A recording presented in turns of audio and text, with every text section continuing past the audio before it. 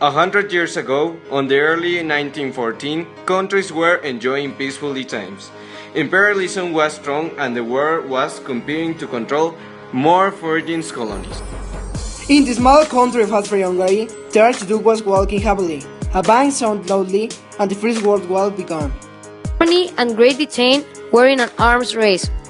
When Germany built a strong navy, Great Britain built a stronger navy.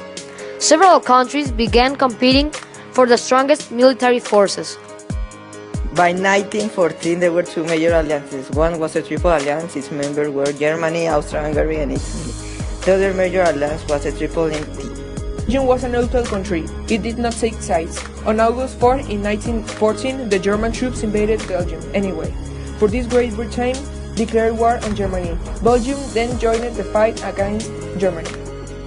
Germany faced enemy on the two sides with Russia in the east and France, Belgium and Great Britain in the west. The Germans had to move many soldiers to the Eastern Front. That left them too weak to win against France on the Western Front. The French stopped the Germans at the Marne River. On the Western Front, both sides built a series of trenches. Trenches are long ditches used to hide and protect soldiers during a war.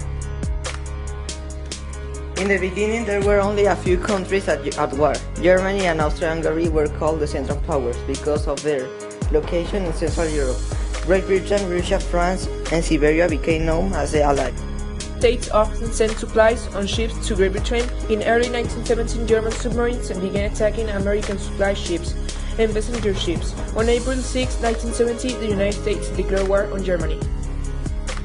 By the end of 1917, Russia was out of the war.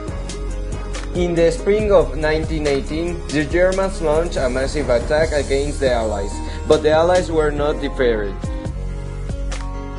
Germany agreed to an armistice on November 11, 1919. The war was over. President Wilson presented a gentle peace plan called the 14 Points. He thought this organization of nations could stop war before they start. Most Allied leaders liked the 14 points.